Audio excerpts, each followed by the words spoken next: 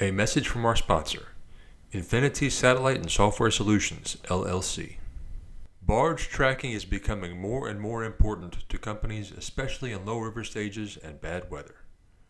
Track and manage all of your valuable assets in one source with our comprehensive and easy-to-use web-based mapping and management application. We offer a complete end-to-end solution of products, software, services, and support.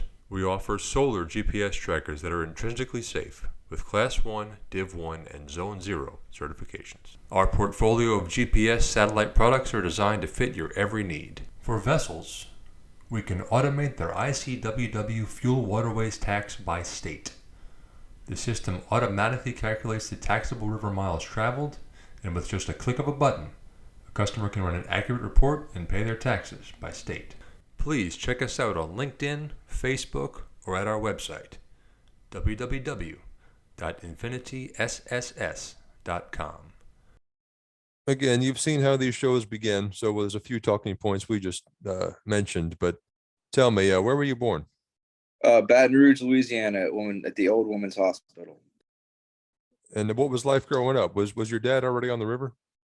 Yes, my dad was already on the river whenever I was younger. For the first 5-6 years of my life, my dad and my mom were together. My dad worked on the river. If he wasn't on the river, then he was fishing or golfing back then. And my mom at that point was she did a little bit of work. She cut hair, and then she was also stayed at home with us mostly because he was working in the fleet back then where he was doing shift work where he'd do days, nights, and off. So it was fleet work, just like 14 to 7 rather? Yes, sir. Okay. And even whenever he made the move to go over to live on or to trip work, for the longest time it was still the same schedule because they used to chase the boats back then. My dad didn't live on a boat until I was into my mid-teens. Well, what can you tell me about his career? I believe he started out at Weber, or somewhere in that realm of the world, Weber Burnside, and he worked there for a while. Then he moved over to Plimsoll. He was at Plimsoll for a lot of my childhood until pilot's degree happened. Him and Chad Leeper, his dad, Jerry Leeper, they used to work on the run where they would split. They would take a 30 barge tow out of Darrow. They would split them, and one would take 15, the other would take 15. And this was back in the days, them taking 15 loads down to Myrtle Grove on a 1200. And that was when he chased the boat. He didn't live on the boat. They would just drive each other's vehicles. He would call. He'd wake up at 2:00 in the afternoon, call and see where they were at, and then drive to wherever they were, get on the boat. The other person would get in whoever's vehicle they were in at the time, get in the vehicle, drive it home, and they'd come out the next day and just keep swapping off back and forth like that. And he worked at Plimsoll up until pilot's degree happened, which was a strike in the 90s for wages and stuff. What year would that have been that your dad was chasing boats like that? It was probably that was all the way from probably 95 up to 99. And I think he continued chasing the boat whenever he went over to McKinney. So it was well into the early 2000s, I believe. Whenever he was working at McKinney on AA McKinney, doing the same job, doing the redelivery type trade where you're doing the shuttle trade, going to all the elevators and everything. Pretty sure he chased that boat as well. I don't remember him living on a boat until I was, like I said, almost a teenager. I was born in '87. He was always home, even though when he was home, he was asleep a lot of the time. He would always come home every day for the most part. Gotcha. What can you tell me about pilot's degree? I know that it was back then they were making less than what deckhands make now. Well less than what deckhands are making now. And I know that they were, I don't know all the details of it, but I just know they were trying to get up to more livable wage, because the people above them they were making a good living. The people that were in the office, or the people that were owners of these companies, they weren't having any problems like keeping the lights on. And we had, at that point, it was 5 of us. It was me, or was it 5? Me, my older brother, my little sister. I had a half brother who has passed away, and then 2 step siblings. But at one point in my childhood, everyone lived in the same house. So we had all the kids and then 2 grandkids living in the same house, because my stepbrother worked with my dad on the boats for a while as a deckhand. And it just, it was a lot. I don't know all the sorry. I don't know all the hardships he went through, what he dealt with, but I know it had to be a lot, because that was a lot of mouths to feed. I know he didn't take a lot of days off. He probably worked almost straight time. Still to this day, he doesn't really say no to overtime very often. If they ask him to work, he usually goes to work. But there was picket lines. They went to people would donated food and stuff. We had a lot of food and food banks and stuff when that was going on. But whenever that happened, he wasn't allowed to go back, because he walked off the boat. The boat he was working on, he was one of the ones that walked off. And a lot of people said they were going to, and not everybody did, And because he did what he said he was going to do, he got, blackballed for it. I'm sorry, my computer screens are going haywire because I got you on my phone, but I'm sitting in the computer room. I got you. That's no problem. Well, what can you tell me about your stepbrother? He was working on the river with my dad, and actually, he is the reason that my dad and my stepmom met. Because when he went through the divorce with my mom, he needed someone to watch the kids, and that's how they came to be. She was the stay-at-home nanny, and then they became, romantically involved, and they've been together since I was like 6 years old. So I'm 36 now, so they've been together for 30 years, going on 30 plus years now. They've done pretty well. They've been through a lot together for sure. Well, let's get back to you. All right. So you're born in 87. Tell me about your childhood. It was pretty good. I was a wide open kid. I was very energetic.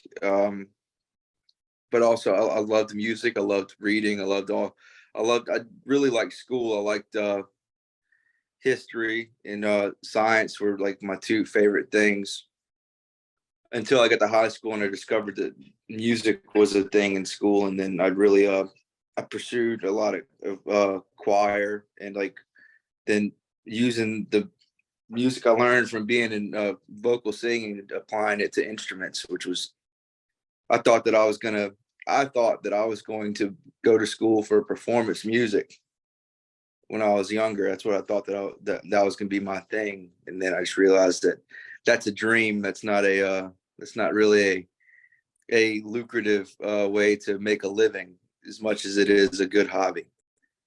I started my college career in music and didn't last 2 years. Got out of that and went to business. But anyway, sorry, go ahead. Yeah. So when I was a kid growing up, we lived in Baton Rouge at first, but not long after my parents split up, we moved out to Prairieville, Galvez area, which is in between Baton Rouge and Gonzales. And then my mom stayed in Baton Rouge. So I would bounce from Baton Rouge to Gonzales back then it was the country. It's not quite that way anymore. It's a lot bigger, but back then it was way more rural than it is today. And I would go from my dad's house where I went to school. I went to school out here, and then on the weekends, or every other weekend, I go to my mom's house. And that was back whenever you could still hop on your bike and disappear for 10 hours out of the day.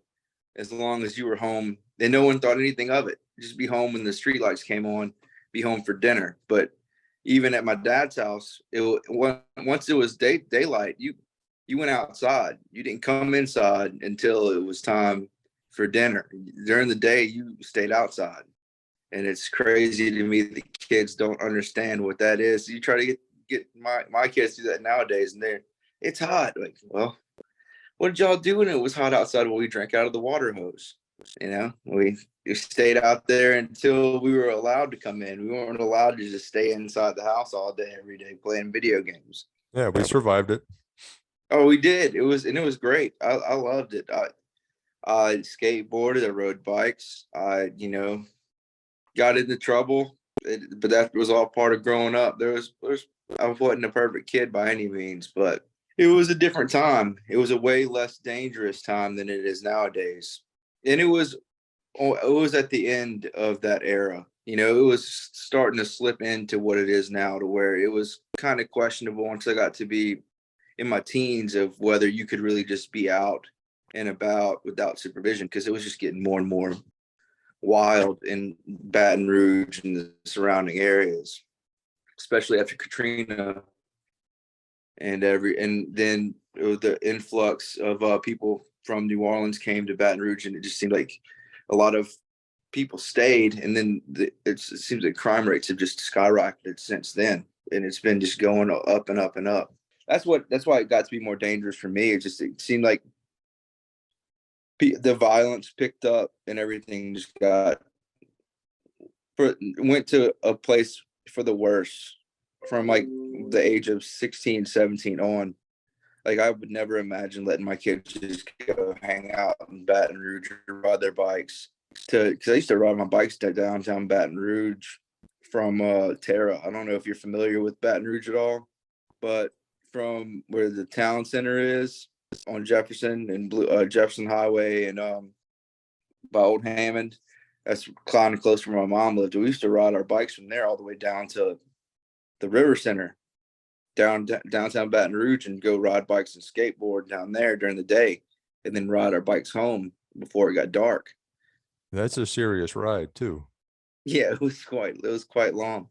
It would probably take us about 20 minutes of riding our bikes from there to where we were going. But growing up down there, you knew all the roads. You knew how to get from point A to point B pretty quickly. It wasn't terrible. I grew up in church too, though, a lot from the age of like 6 or 7 years old on. That was back in the days of where they would ride around in the vans, like the church vans would show up at your house, knock on the door, and invite you to church. And your parents would be like, I don't go to church, but we'll take your kids. And they would just let you get in the church van and go to church on Sunday with a stranger.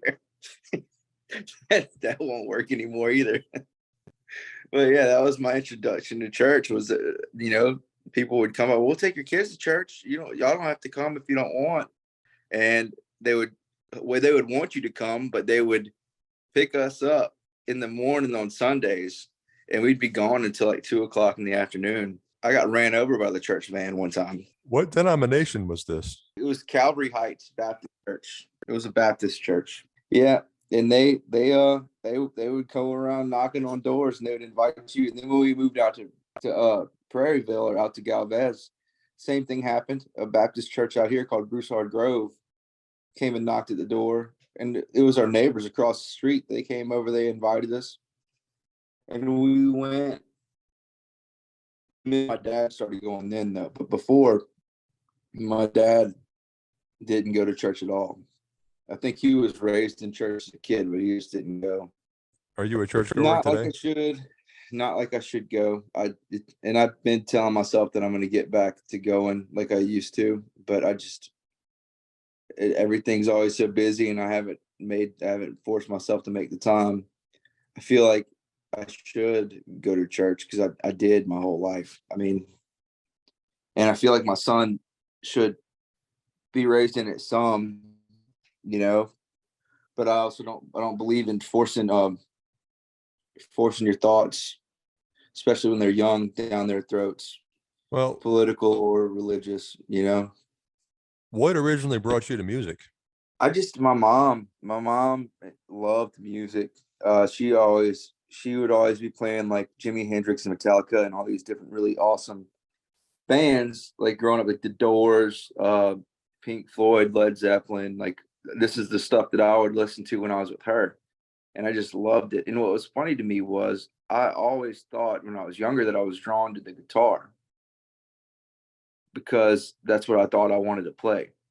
And then when I started playing music, I picked up a guitar and I was like, I don't like this at all. And I realized that the sound that I was hearing that I liked so much was the bass guitar. It was never the guitar at all. And yeah, just and then I progressed. I played music in church a lot growing up too. Like that was something that I continued to learn music through church because I would play music in church. But yeah, my mom loved all music, and there's a lot of bands that I was introduced to by her. And then as I got older, there's a lot of bands that I introduced her to. That because we both loved rock music for like always. Do you have a favorite Pink Floyd song? Wish You Were Here, without a doubt. It's probably one of my favorite songs of all time. What about Hendrix? Hendrix, oh, that's a tough one. Jimi Hendrix, which I've got purple. I got lyrics of purple for Purple Haze on my back for my mom because that was her favorite. But I think that my favorite would probably have to be and it's terrible. I can't think of the name of the song right now. What is it? Bold as Love. Bold as Love is my favorite Jimi Hendrix song. I was trying to think of it because it's not from from when it was Jimi Hendrix and the Band of Gypsies. Yeah, I don't really know. No, I don't know too much about him. But jumping ahead, when did you go straight into the industry after high school? No, no, I didn't. I was told not to by my dad. He told me to go do something different. And out of high school, I was cooking at restaurants and then working construction. And then I got a job doing which I really really loved. I was doing staging work through a company called Rhino Staging, where I would do like basically like roadie work where you'd set up and tear down concerts. I learned you got to learn a lot of cool stuff. Got to see a lot of cool stuff doing it. But then I eventually, after being there for about a year or so, they got me. They needed somebody to do what was called high rigging, which is where you go up into the ceiling and you pull up all the you set up all the points for the speakers and the lights and all the truss that holds everything up for the concert. And I started doing that, which I thought I was, doing really, really well for myself when I started doing that because that was probably in 2007, 2006, 2007, something like that. And I was making $25 an hour doing that. And it was wild because it was one of those things where if you worked over a certain amount of hours in a day, then you got paid overtime. But I got to see almost all my concerts just from working that job because they would get you to do show calls where you would stay and you'd work during the concert. So you'd be backstage. I was backstage for Tool. I did show calls for Tool. I got to be backstage for Rush. I got to see Boston and the Sticks. There's a lot of really cool shows that I got to see just because of that job. But it was seasonal, and it was there was no real schedule to it. You get called out, so you'd get a call like on a Monday, hey, can you work these days? Or when they have events coming up, hey, can you work these dates in this month? But if they didn't have those anything to do, then there was no type of retain. You weren't getting like a set amount of hours to where you could stay working like that. And that's eventually what led me to move past that and go do something different. And where'd your career take you next? I went back to working in restaurants just because it's what I knew at the time. Restaurants and painting houses for one of my dad's friends.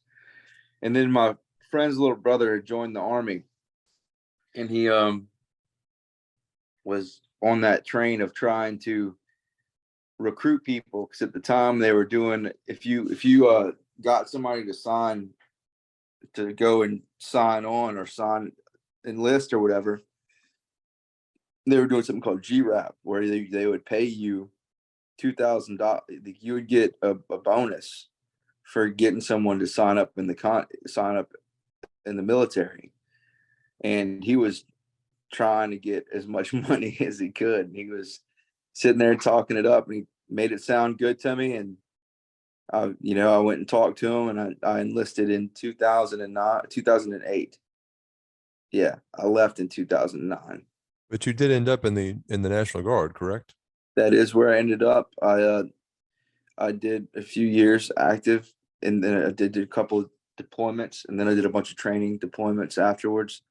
But I finished up with 13 years overall, and I got out of the National Guard, I think it was 2 years ago, and my last place was Alpha Company in Breaux Bridge, Louisiana, second to the 156, and it was definitely, I really enjoyed my time in the military, and it was a big part of what made me into the person that I am today. Just, it wasn't working out with the National Guard was not working out with my civilian career. It just, when I was a deckhand, it wasn't a big deal, but once I became a wheelman, it was just so difficult for any company really, to try to work a schedule and keep a boat running around the fact that I was going to be gone for weeks at a time in the summer. I could get called up to go deployed anytime. They could change the way that the National Guard did your training schedule. They would just change it up at a moment's notice, and you were expected to be there by law. So I'd have to go to these training days if they wouldn't let me out of it, and it would make them to where I remember ACL was having to shut my boat down because they didn't have anybody to fill my spot. So that whole boat for that 12 hours was not making any money, but they were still having to pay for the crew on the boat, but it wasn't producing anything. So I get it. I understand how difficult that has to have made it for companies to try to meet the bottom line, because at the end of the day, you have to make it lucrative. If you can't make money, then you can't keep doing it.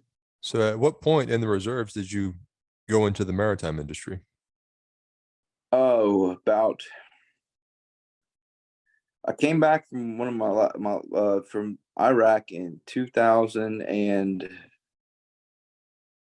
what was it? 2010. And I was looking for a job, and had started school. Couldn't find a job that would work with me around school, and I started working for the Louisiana State Military Department at the Youth Challenge Program. I was a cadre. I was basically, they called it the cadre, but it was basically just a drill instructor for at-risk youth. It's like 15 or 16 up to 18-year-old boys and girls that are not doing well in life, and they have decided that they want to go and get a GED. They might have trouble with the law. They might have anything going on to where they're just trying to get some type of structure, make a life change for the better. And I did that. But when I found that job, I was had just recently was in the process of getting married, and I was having to make the decision, like, I want to support my family or the family that I'm about to start. And I had to choose work or school, and I chose work. And then, even in doing so, even though I was working a full-time job, or over full-time job hours, I was having to work two jobs. And I was waiting tables during the day, and I worked straight nights at the Youth Challenge Program. So I would go wait tables during the day. I would like lunchtime, and I would go home in the morning, take a nap, go wait tables, and then once I was done waiting tables, I would go to work all night, and then hope that I would be able to get some rest to go do it all again the next day. And my dad's like, "Son, why don't you just come out here, AEP is a great company to work for. You should apply. They're hiring for fleets. It's like they're hiring in the fleet and convent. It's not far. He's thinking it's good money. He's like, you're a hard worker. You'll do well. So then I went and applied, and the rest is history. I applied. It started in May of 2012 is when I started at AEP River Operations. Tell me about the training and onboarding process at that point. It was it was actually, do you remember Brian Glover? Yes. He Jeff Walker, who was usually the trainer, he was injured. That was when his shoulder was injured. And Brian Glover and Kenneth Prosser are the two people that did my deckhand training whenever I came on at AEP. And it was 6 or 7 of us, I think, that came on. And I do believe that one of them is still at ACL to this day. The rest of us have moved on to other things, or up in the wheelhouse, or somewhere else, but one of them is still there at ACL to this day, still working in the convent area. But we came on, it was a lot of PowerPoint. Keith Bell was still there, Holly Hydell, Kiana Jackson, they were all there. We did a lot of the death by PowerPoint, and then we went out on the training pad and sat there and learned how to lay wires. And everybody swore up and down that I had worked somewhere else before, that I'd been on the river before. But I just always took a real common sense approach to it. It just, laying wires didn't seem very difficult to me. You once you understood what you were trying to do, the effect you were trying to, what you were trying to make happen, and you knew that you had these options, you could do whatever you needed to do. Just, you needed to know what the function of it was. Then you could go about laying it better once you understood what you were trying to accomplish. But yeah, a lot of them still to this day think that I had worked somewhere else before I came to AEP. But my first experience on the river was at an AEP River Operation. Well, tell me about your first time stepping on a boat. First boat I stepped on at AEP was the safety guide down at Belmont. We got on the safety guide as in the training class. We went down there, and the captain on watch, his name was Randall Poole. And we're up there talking to him. He's up there telling us what's going on. And he broke a headline almost immediately. And I remember asking, was that supposed to happen? He goes, nope. And just went on about the day. But it was an experience. We got to go, and that was a great thing about the way AEP did their training, is you didn't just do it all on a fake concrete pad. You didn't do it all in a classroom. We did 5 days of going on boats. You would do 3 days during the day of going on boats and working in the fleet and being with people on the boats and getting to actually put what they're trying to teach you to use and see how it works. And then they would make you go work 2 nights on the wash dock, where you would get on the boats. They didn't want you getting on and off the boat at night because you weren't very aware of your surroundings and didn't have a good idea of what was going on yet. But you would go and stand on the wash dock, wait for them to bring barges in, and then you go out there and wire them into the wash dock, and then go and wait on the water, and then go to wait again for them to bring more barges. But I feel like that's something that a lot of companies could, especially in the day and age of the lack of experience that we have right now, a lot of the new people trying to bring on new guys and understand why they don't stay. I feel like a lot of them still don't know what they're getting into. That we fully understood what was going to be expected when we stepped foot on the boats after we were done with training. It was a very effective training model that they had.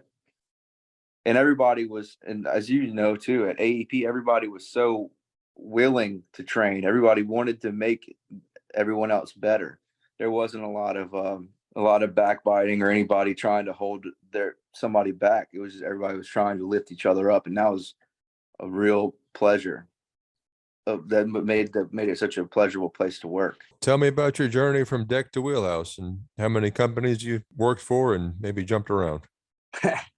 I started at AEP, and I did my required time to get my license, and then my first year of being on the boats, I didn't go in the wheelhouse at all, and people kept asking me when I was going to come up there, because it was almost expected of me, just because of who my dad is, that they thought that I'd be chomping at the bit to run the boat. But I'm a firm believer of, of paying your dues and learning. There's no reason to try to jump up to the wheelhouse if I don't even know what I'm doing in my basic job I'm supposed to be doing right now. But once I went up there and ran the boat, the first person I ever ran the boat with was Jay Kashinik. You remember Jay? I do. I think I actually saw him at Costco and I did not stop and say hello. Anyway, go ahead. Yeah. He was the first person because he told me to come up there, and because I was his lead man. When I got my first lead man spot, he told me to come upstairs, and he asked me, he's like, "Why aren't you running the boat?" I said, because I feel like there's other people that are ahead of me that should be running the boat. He goes, "Well, are they up here running the boat?" And I said, "No." He said, "Well, then you need to start doing it."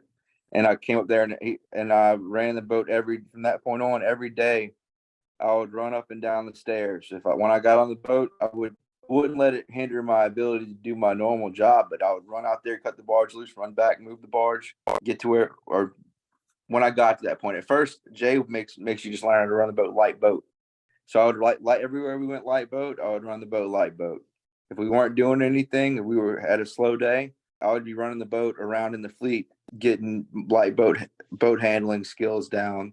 And then from that point on, it was always the same thing. Even whenever Jay left and went back to convent and Bongo came down there, it was the same thing. I'd come back to the boat, move the barges, go back out, tie them off, go, and just a constant thing. But I feel like that served me well, because I didn't wait for someone to tell me that I could steer.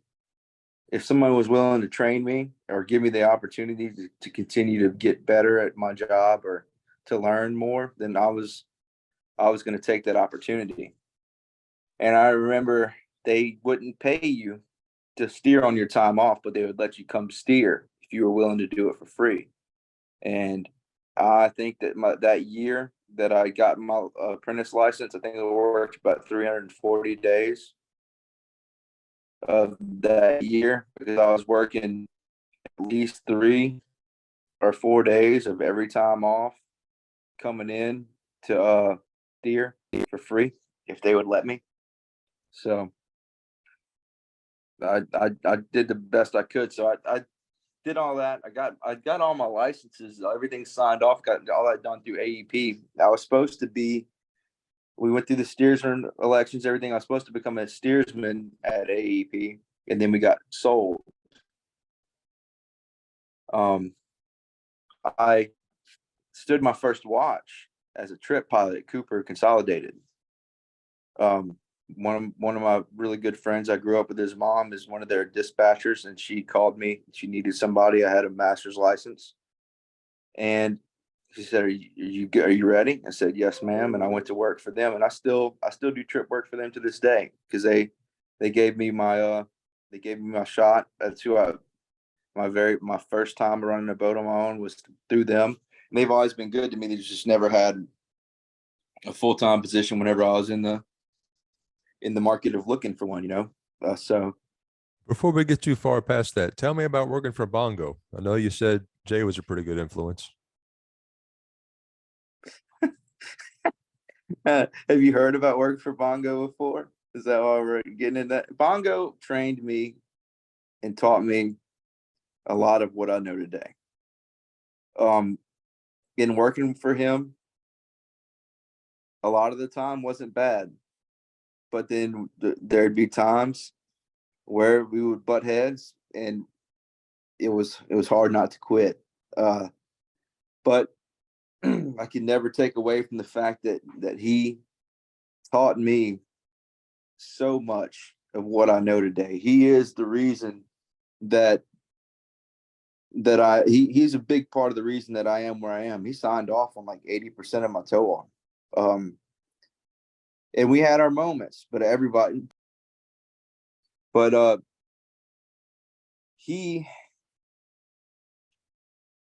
he was hard to work for at times. And it was it was an experience, but when it came down to him teaching me, he was a very good teacher. He taught me a lot. He signed off on a lot, and he had a short memory when it came to your little spats that you'd have, because no matter who you work with, you're not going to get along with them all the time. You know what I mean? Like, especially when you've seen the kind of personalities of the people that work out on this water. So you sit there, you have yourselves a little moment, or you get into an argument, but the next day there would be no grudge, and that was one of the good things about work. You didn't have to worry about, just because you got into it a couple of days before that, that there was going to be some type of vendetta or anything held over you from that. And he, like I said, he taught me a lot. I owe him a great debt when it comes to the knowledge that he passed on to me. And he trained a lot of people, because I think he enjoyed teaching. He helped make a lot of good pilots, for sure. Well, you mentioned learning with Jay and steering, I think, with Bongo, right? Yes. I decked and But steered for Bongo. you had some other mentors along the way to the wheelhouse? Yeah, after Bongo left, and Chad Leeper came in after him. And Chad's big claim to fame was, he told me, "I see you can run a boat. Now I'm going to teach you how to work." So Chad came in and fine-tuned a lot of stuff and showed me some tricks of the trade that I hadn't, seen before, but also focused on trying to make sure that you understand that, your name and the job that you do is what you have to show for, your career out here. And that being productive and putting forth your 100% effort whenever, at all times, is a big deal. So he made sure that that I was better after he left me, because he was with me for about a year and a half, 2 years. Then after Chad left, Scott Logsdon came in his place. And Scott Logsdon he came down from up north. He was a line boat captain, and he came to the fleets. And he showed me a lot about moving a lot of barges, because, working in Belmont and Convent in that area, you would shift like entire tows from Convent to Belmont, and from Belmont up to Convent a lot, like 16 to 20 barges at a time. Sometimes you would take an entire tow from across the river and go put it in the fleet at one time. And he showed me, how to handle that much tonnage with a 1550. And he was very good at his job. I worked with him. That was the last person I steered with, was with Scott, before I became an official steersman. But intermixed between all these people, 90% of my career was on lead boats, either in Convent or Belmont. So I never got to go on trips on my normal time. So, like, when I was talking to you about earlier about how AEP offered you the ability to steer on your days off, but for free, I would go, a guy named Neil Burris used to work on the safety team, and he would take almost all the trips. So I would work on my days off, and I would come in and go with him, because I knew that if I got on the boat with him, I was going to get the opportunity to go out of the fleet and deliver barges somewhere and see more than just Convent or Belmont, because I didn't want to be limited to only knowing how to work the fleet. Because a lot of guys, when they got broke out as fleet pilots, that back in the day, you had to deliver barges to Zeno. You had to go to Darrow. You'd have to go down to Reserve, sometimes even Laplace, wherever they needed barges delivered. If it was on your watch, you'd have to go do it.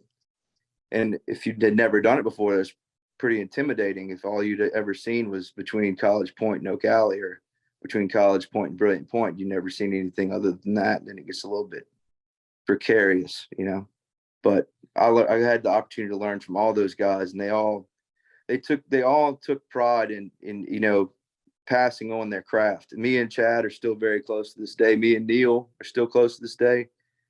I don't speak to Bongo as much anymore, but it's just because he's retired and we don't really live close by with one another. But the job I'm on now was because Chad left to move on to bigger and better things when he left Turn to go to Ingram.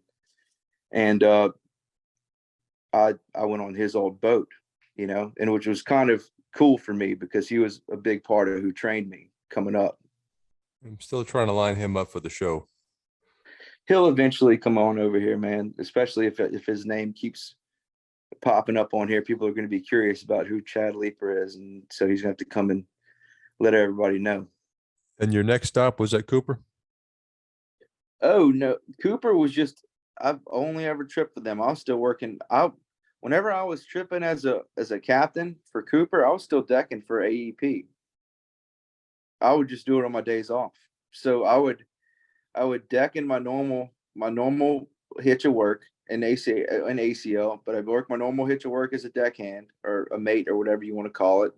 And then if they called me on my time off and had something for me to do, I'd go run a boat because I was fully licensed. I could.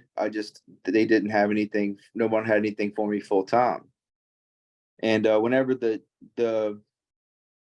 buyout took place, it put the brakes on a lot of us being able to move up. It wasn't just me that was affected by that, but me, among other people, were put on the back burner for a long time before we got a chance to even become steersmen. And then I went through the whole program at ACL as a steersman, and then was under the impression that I was close to being cut loose. And I got a phone call being told that I was going back to the deck because they were doing away with the steersman program. And I decked for ACL for another year after that.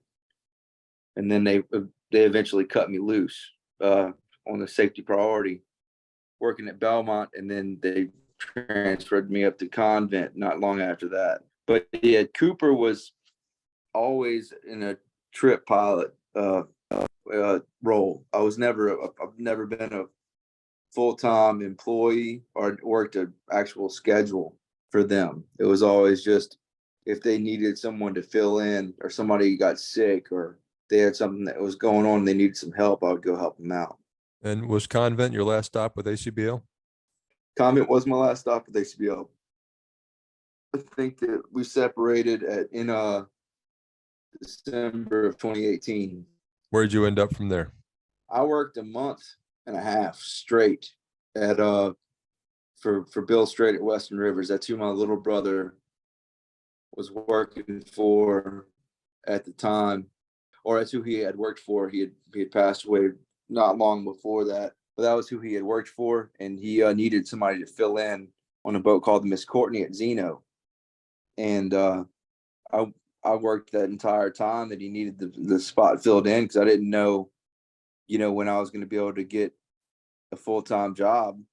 So I did that, and I had reached out to Sean Dozat and Denny Palmer at Turn, and they were wanting me to come in and interview to come to Turn, but I had already told Bill that I would work those days, and I wasn't going to go back on the fact that I could work these days for you because I was on a dedicated schedule. I was going from days to nights and off, or whatever, however many days off you'd give me, but I was working like a set schedule to where I was in a spot where if I would back out on him, then he would have to find somebody else. And I did that until from the middle of December up until late January. And then I think I started for Turn. I was supposed to go to Burnside Fleet to Impala whenever I started for Turn, but they had somebody else that hired on in the meantime while I was working those days for Bill. And then they told me, "Hey man, I know that we were talking to you about Burnside, but that spot's been filled." And I sat there and I kind of shook my head like, "But hey, would you be willing to work live on?" I said, "I'm willing to work whatever. I just want a full-time job." And that's when I got on the Blackbeard for Turn, and I ran the Blackbeard for about a year and a half. doing the same thing I was doing before, just not getting off the boat. I was working in Convent, Belmont, and Armont, and doing all the little short runs from Darrow down to Laplace. How was that experience? Any different from AEP, ACBL? It was much different than ACPL. Turn has been very good to me. They treat you like a person. It's more of the feel like AEP, how it's a small. That was the weirdest thing to me about AEP. How AEP felt like you were working at a small company because the people treated you like you weren't a number. You were not just a person that worked for them. The office personnel came down frequently. You had a face-to-face interaction with people often. That all kind of fell by the wayside once we got bought out. But the way that they do business, man, I can hang up with you and call the vice president of operations right now, and he'd answer my phone call. You know what I mean? It's a really pleasurable place to work, and they've taken care of me. I've really furthered my career a lot working over there. I've done everything. You know, I went from working on the smaller boats, doing the short runs, went back to the fleet, continued working the fleet. I've worked in every fleet that they've got except for Harvest State or CHS. So I've gotten to see I've seen a lot of places that I would have seen otherwise. I've gotten to do all different aspects of this job. And then now I'm on the Faro pushing 20 from Baton Rouge down to Myrtle Grove, which is, just it's been I've gotten the opportunity to do things here that I wouldn't have gotten to do if I would have stayed at ACL. What's the best place you've seen between Baton Rouge and Myrtle Grove on the water? Oh man, it's all just water. It's not like with everybody else where you get to go up on the Tennessee and you get to see all these pretty places. I guess what I think's really cool is when you're going up around Plaquemine and in between like Point Claire and Plaquemine, whenever you got the islands and stuff that you run around. That was cool to me, but they have that all over whenever you get up above Baton Rouge. But for us, people that are from down here and haven't seen above Thomas Point, then that was interesting to me, like running back behind those islands and stuff. Like right now with the river like it is, you can run behind the islands northbound. You run the chutes, and that's cool to me. I think my favorite bridge is probably either the HUEP or the GNO. Just the way it looks, the way they look, especially at night. Those areas don't make for fun traffic arrangements usually, so I can't really say it's my favorite place on the river. Yeah, I've been through both bridges on a boat a few times, and I know what you're saying. The rest of them are kind of boring, but are any of them especially difficult to navigate? Everyone says that the Upper Baton Rouge Bridge is supposed to be so bad, and from my run, I'd make it all the time, and it is. It's it can be precarious, but the one I hate making, and it's not because it's hard to make in any means, is Gramercy Bridge at night. I can't. All the dock lights and everything behind it. It's so hard to see the lights on the bridge to see where you want to go. But I'm sure that probably out of all the bridges I make, the most difficult bridge to make is the Upper Baton Rouge Bridge, because if you're steering it, you got to drop down and steer through the Baton Rouge side, and if you're flanking it, you got to come around there and make that Port Allen span. So it's just there's not a lot of room for error on either one of those. And that run you're on now is roughly mile 55 to 237. Yeah, it's 237 down to 55. Yes, sir. Do you have aspirations to go further north or maybe up to Tennessee? I'm not going to say that I would never go up there, but I've got no aspirations to leave the people I work for, so Not the only way I'm gonna leave is if they tell me that for some reason that my position goes away. I'm not trying to go anywhere. I really enjoy working for them, but to say that I don't ever want to see those other bodies of water would probably be a lie. I would eventually want to be posted on all of it. If I'm gonna do it, you might as well do it all the way, not just limit yourself. That's what I've tried to do so far, is not limit myself. Anytime that I've been offered a spot to become better, I've tried to take it and I've tried to make the best of it. Is your dad posted everywhere? I think so. I think everywhere other than like I don't know if he's posted on the upper. I know he's posted in a lot of places, and he's gotten to see a lot of stuff that he hadn't seen in a long time. Now that he's at Southern, he's running up there, running north quite a bit, and he loves it. He says it's really nice. How many years has he been out here? He was out here when my brother was born, and my brother was born in '81, and he was already running boats then. So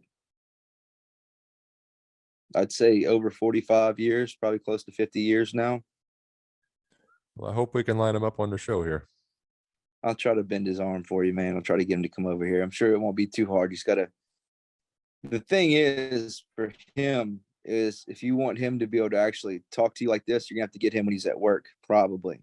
Because where he lives in Arkansas, they don't have very good internet or cell service. So he's not going to be able to do a whole lot of this video calling or anything like that. And you got to be prepared for him to be all the way in the camera, because this is the only way he knows how to talk on the phone.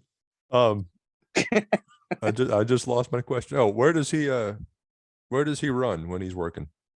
He runs the run that he's on right now is he runs from down in Gossamer up to I think it's Cincinnati, and he goes back and forth. But I could be wrong. I know it changes a lot, but he has 3 chemical barges and he goes up and down with them. I guess we'll figure out the best cell phone area. We'll work it out. Well, what do you think about my little program here? I like it, man. I listen to it mostly when I'm actually at work running up and down the river. It's easy to listen to. I've gotten to hear stories that I've never, and learned about people that I didn't know those things about them. Like I liked Denny's interview. I really enjoyed Tim Callahan's when they're in seeing people like Brian Girk and Tim and people that I haven't seen or heard from in years, and getting to hear their stories has been really cool for me. And then all the other people that have come across there that I didn't even know existed, but then hearing things they have to say about the industry, and it's been very educational, and it's like I said, it's easy to listen to, and you're learning about something that once you do this job and you start doing this job, in the first year whether you've gotten bit by the bug or you're going to go and do something else, and it's once it's in you, you can't do anything to get away from it. Like I love what I do. I get fussed at all the time because I talk about work for no reason when I'm not at work. It's just, it's a part of who I am. I appreciate what you're doing, man. It's been really, really cool to get to hear all these people's stories. And then I felt like I had a story to tell, because I don't think I've been out here long enough to really offer much to the program as it is, but I'll say what I can for sure. Well, look, man, I appreciate your time. I know you had some things to do this evening, so I thank you for joining me here, and we'll keep in touch. Hey, dude, it's not a problem. Maybe one day we can actually get some lunch since we don't live very far from each other.